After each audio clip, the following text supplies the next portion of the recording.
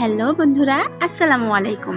আজ আমি আপনাদেরকে গরুর ফ্যাপসা বা ফুসফুস রান্না করে দেখাবো। তো চলুন আর বেশি দেরি না করে মূল রেসিপিতে চলে যাই।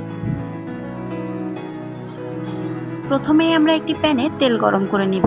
এরপর এতে দিয়ে দিব একটি তেজপাতা ফোড়ন। এরপর আগে থেকে ব্লেন্ড করে রাখা মশলা, লবণ এবং হলুদ দিয়ে ভালো করে মশলাটাকে কষিয়ে নিব। সব রকমের মশলা বলতে এখানে পেঁয়াজ, আদা, রসুন, জিরা, মশলা এবং শুকনা মরিচকে বোঝাচ্ছি।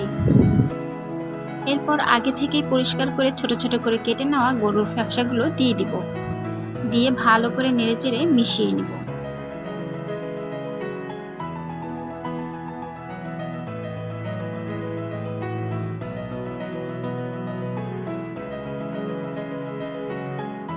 এরপর ফ্যাপসাগুলো যখন কষানো হয়ে যাবে তখন আগে থেকে ছোট ছোট করে রাখা আলু এবং অল্প একটু পানি দিয়ে ভালো করে কষিয়ে নিব।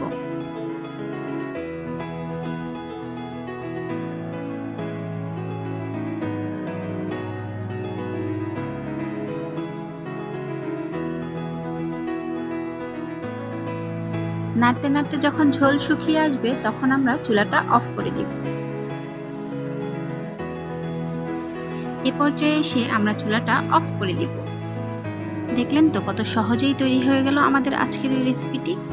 আমার এই ভিডিওটি যদি আপনাদের ভালো লেগে থাকে তাহলে please follow my page and like my video.